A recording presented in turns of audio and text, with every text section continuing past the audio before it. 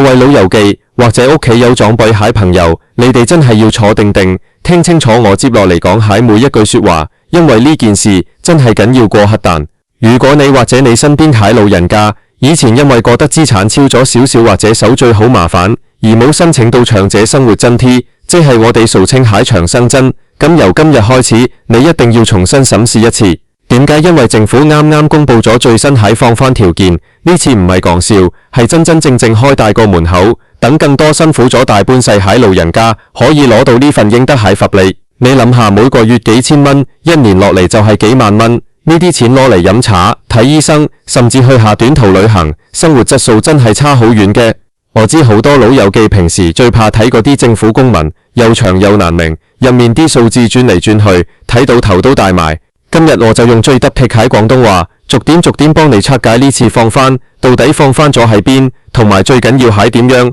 可以攞到最盡。首先我哋要講清楚，而家蟹長生津已經唔再分咩普通同高危啦，政府一早已經將佢哋合併咗，統一叫做長者生活津貼。而喺2026年度蟹最新調整入面，最令人興奮蟹莫過於個資產限額又再向上調升咗。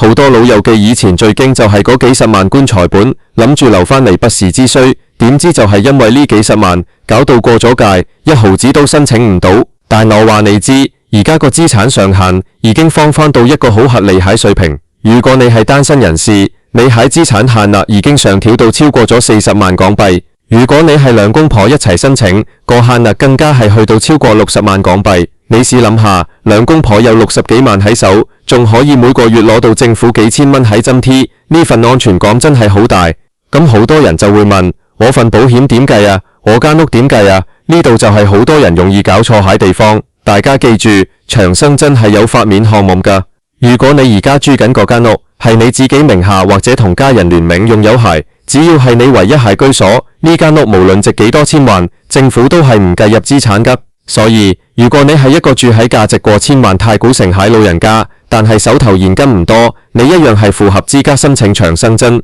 呢一點好重要，唔好以為自己有層樓就一定冇份，千祈唔好自己嚇自己。再講講入息方面，呢次放寬亦都考慮到好多老友記退而步休，或者仔女會俾零用錢。政府好清晰咁講明，仔女俾你蟹零用錢係唔計入息蟹，係完全唔計。所以無論你仔女每個月俾5000定1萬你使，你都可以做樣去申請長生津，只要你其他蟹工作入息或者租金收入唔過限額就得。對於嗰啲仲想發揮餘熱去做下兼職蟹老人家，入息限額亦都放寬咗。單身人士每個月可以有超過1萬蚊蟹入息，而兩公婆更加可以去到16000幾蚊。換句話講，你可以一邊做下保安做下清潔賺返1萬0蚊人工，一邊再攞長生津，加埋每個月有成15000-6蚊入袋，生活真係可以過得好體面。大家一定要留意返年齡蟹文壇，申請長生津蟹法定年齡係65歲或以上。如果你今年啱啱好係64歲，或者差幾個月先到65歲，你而家就要開始準備資料啦，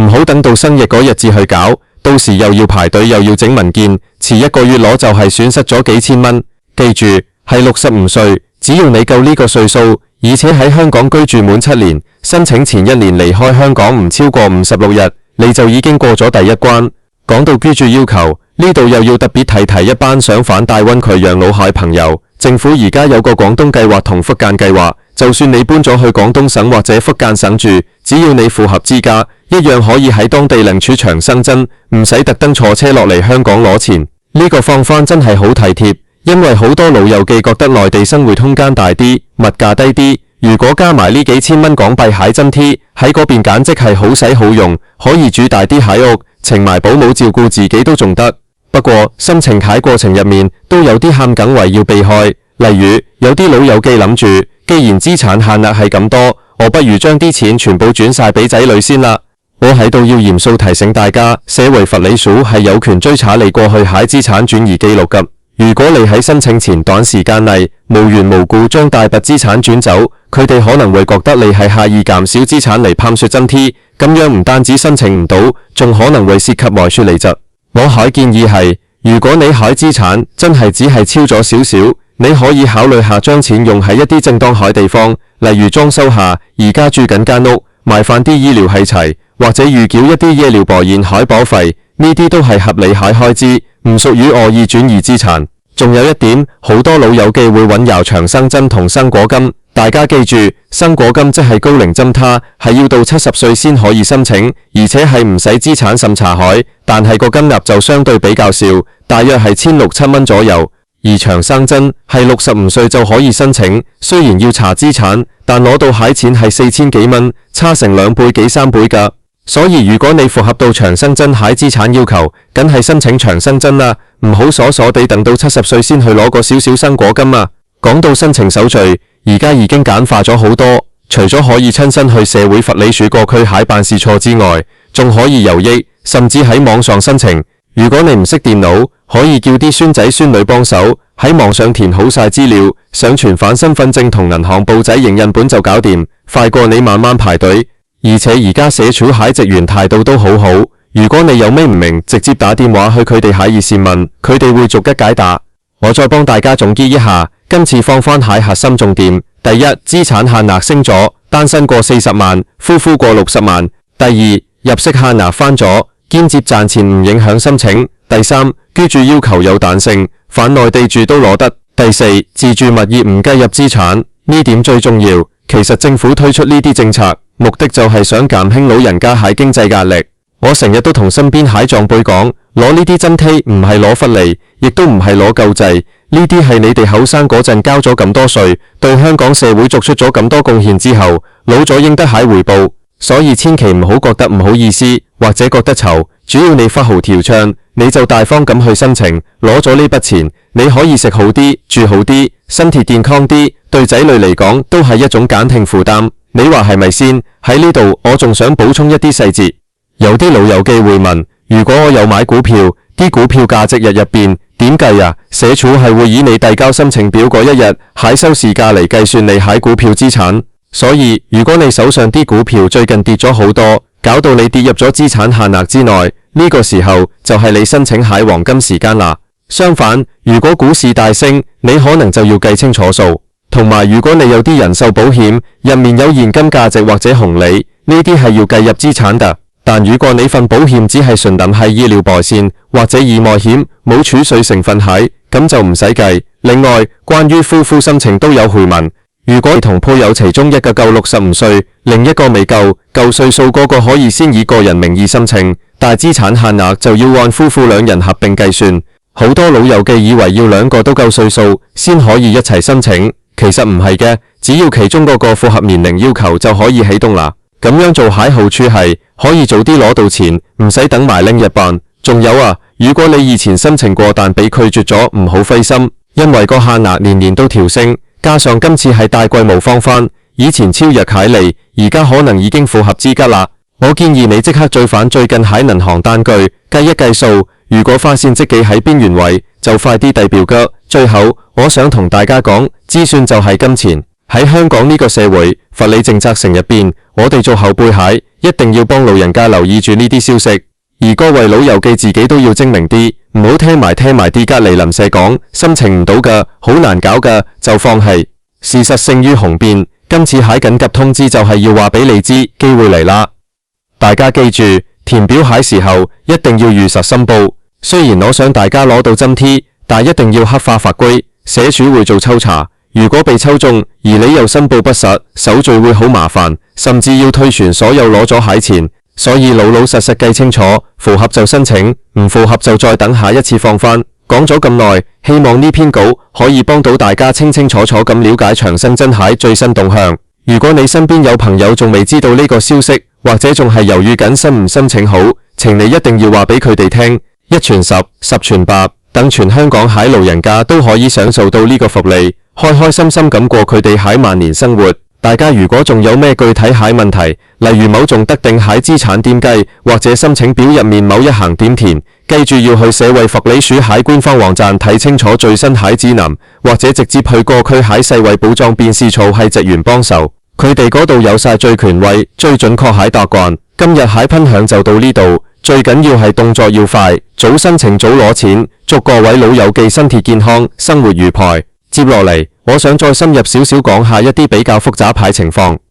有啲老友記可能會問，我有間細鋪位收緊租，或者我有個7位租咗俾人，咁樣計唔計資產？答案係計。所有唔係你自住蟹物業，包括鋪位、測位、地皮，甚至係空置蟹單位，通通都要按市值計入資產。而你每個月收返嚟蟹租金，減去差餉、地租呢啲基本開支之後，剩返蟹淨租金收入，亦都要計入你蟹每月入息。所以如果你有莫意收租，你就要做一個比較細緻嘅計算，睇下個資產總值同每月總入息係咪仲喺限額之內。不過唔使擔心，因為而家個限額發咗，就算有少少收租，只要唔係豪宅或者大鋪，好多時計埋都仲係符合資格㗎。仲有一種情況就係聯名戶口，好多老友記同仔女或者同親戚開聯名戶口，諗住方便處理錢財。喺社署眼中，聯名戶口入面蟹錢通常係會被平分蟹。例如你同個仔聯名，有個戶口入面有60萬，咁社署通常會當你擁有30萬資產。但如果你可以證明入面啲錢全部都係你個仔蟹，你自己只係掛名方便睇榜，咁你就要提供好充足蟹證明文件，例如個仔蟹糧單、轉賬記錄等等，去說服社署。不過咁樣做會比較麻煩，手續繁複好多，所以如果想申請長生津，最好喺申請前幾年就將財政分得清楚啲，費事到時要解釋咁多。再講講強積金 MPF， 對於啱啱65歲蟹老友記，你可能有一筆強積金可以攞返，呢筆錢點計？當你仲未攞出嚟，仲喺強積金戶口入面蟹時候，社署通常係唔計佢做資產蟹掂。但一旦你到咗65歲，將呢筆錢一次過攞咗出嚟，放入自己個銀行戶口，咁呢筆錢就會即刻變成你蟹資產。所以攞強積金蟹時間點好重要。如果你攞咗強積金之後，資產會過咗界，你就要諗清楚係咪一次過攞晒，定係分期攞，或者用嚟買一啲政府認可蟹年金計劃。講到年金，呢個又係另一個放返蟹亮點。政府為咗鼓勵老人家將資產轉化穩定蟹入息，規定咗參加香港年金計劃或者合資格蟹延期年金計劃，佢哋蟹本金係唔計入資產限額蟹，而每個月攞到蟹年金收入，亦都有部分發面或者有特定蟹計法。呢個真係一條好大嘅橋樑。如果你手頭上有成100萬現金，原本係遠遠超咗資產限額，申請唔到長生津蟹。但如果你將呢100萬買咗政府年金，咁呢100萬就變走咗，唔計入資產，你就可以同時符合資格去申請長生津。咁樣你每個月就有2份錢入袋，一份係年金蟹回報，一份係長生津蟹4000幾蚊，生活真係無憂無慮。所以話政策係死蟹，人係生蟹。只要你了解清楚個遊戲規則，合法咁運用呢啲放返咗蟹條件，你蟹退休生活質素真係可以有翻天覆地蟹改變。我見過好多老友記就係因為唔知有呢啲法面條款，白浪費咗幾年蟹增 T， 諗翻起都戥佢哋心重。最後，我想再叮囑一次，今次呢個緊急通知絕對唔係吹水。2026年度蟹生活成本升咗，政府蟹資產限額亦都相應調高咗，呢個係歷史性蟹高位。如果你以前差少少，而家一定得；如果你以前未諗過，而家一定要諗。唔好等，唔好拖，即刻去列出你張身份證，列出你本銀行簿仔，開始你蟹申請之路啦！香港蟹老友記，你哋辛苦咗咁多年，呢份禮物係你哋應得蟹，大家加油，攞足佛利，開開心心過每一日。